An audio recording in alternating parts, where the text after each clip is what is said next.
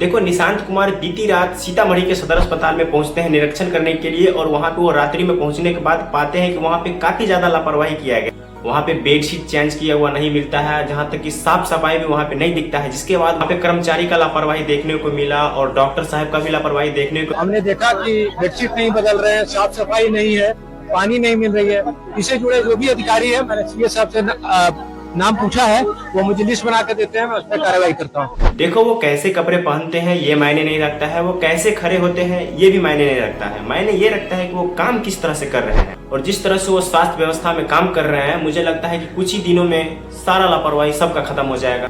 और हम आपको बता दें, जब से निशांत कुमार स्वास्थ्य मंत्री बना है तब से स्वास्थ्य व्यवस्था में बहुत अच्छा सुधार आया है, और इसी तरीका से स्वास्थ्य विभाग में काम करना चाहिए। चाहे आपका किसी भी विभाग में काम हो, जिस विभाग का आपको काम सौंपा गया है उसको बहुत ही अच्छा से करना चाहिए, और निशांत कुमार बहुत ही अच्छा से कर रहे हैं। देखो, पवन सिंह इन दिनों काफी ज्यादा सुर्खियों में है और उनका काफी ज्यादा चर्चा हो रहा है। पवन सिंह भरत तिवारी के घर पे पहुंचते हैं और वहाँ पे वो राखी भी बनवाते हैं और थोड़ी बहुत आर्थिक मदद भी देते हैं, रक्षाबंधन का गिफ्ट आप लोग उसे कह सकते हैं। पवन सिंह भरत तिवारी के घर इसीलिए गए थे कि उन्हें न्याय मिलेगा, और जो भी उनका कार्य था, उनका कार्य का सपना था, वो कार्य को पूरा किया जाएगा और उन्हें न्याय जरूर मिलेगा। देखो, शिक्षा व्यवस्था में बहुत ज्यादा धांधली चल रहा है, और धांधली को खत्म करने के लिए तेजस्वी यादव पूरे जोर शोर से लगे हुए हैं कि बिहार में शिक्षा व्यवस्था में धांधली नहीं चलेगा, और वो धरना पे धरना और प्रदर्शन पे प्रदर्शन दे रहे हैं। यहाँ तक कि पटना में पूरी तरह से जाम करके रखे हैं और पूरा सिस्टम को एकदम हिला के रखे हैं तेजस्वी यादव। और जिस तरह से स्टूडेंट लाठियां खा रहे हैं, वो लाठियां स्टूडेंट नहीं खाएंगे, और शिक्षा व्यवस्था में जो भी धांधली चल रहा है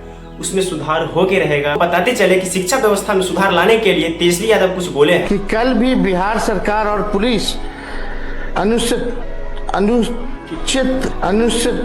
5 मिनट। बाप रे, ऐसे में शिक्षा व्यवस्था में सुधार कैसे होगा तेजस्वी भैया? अगर शिक्षा व्यवस्था में सुधार करवाने वालों का ही अगर शिक्षा व्यवस्था ठीक ना हो तो वो बिहार का शिक्षा व्यवस्था में सुधार कैसे लाएगा?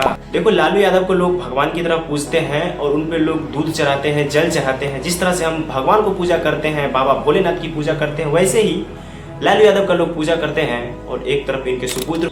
चीनी के बढ़ते महंगाई काफी ज्यादा चर्चा का विषय बना हुआ है, और लोग सरकार से सवाल कर रहा है कि चीनी अचानक इतना महंगा कैसे हो गया? क्या सरकार के पास स्टॉक में चीनी नहीं है जिसकी वजह से इतना ज्यादा महंगा हो गया है? और यही बात जब दिनेश लाल यादव निरहुआ से पूछा जाता है कि चीनी इतना महंगा क्यों हो गया, तब दिनेश लाल यादव कहते हैं, और जनसंख्या बढ़ रही है तो महंगाई बढ़ रही है, जनसंख्या पे कंट्रोल करो, महंगाई पे कंट्रोल हो जाएगी। जनसंख्या पे कंट्रोल अगर कर दिया जाए तो महंगाई अपने आप कंट्रोल हो जाएगा। जिस निरहुआ के पास खुद के 3 बच्चे हैं, वो हमें सिखाते हैं कि जनसंख्या पे कंट्रोल करने से महंगाई कंट्रोल हो जाएगा। और इनसे कोई क्या उम्मीद रखेगा? लोग इनसे सवाल कर रहे हैं और ये हमें ज्ञान दे रहे हैं।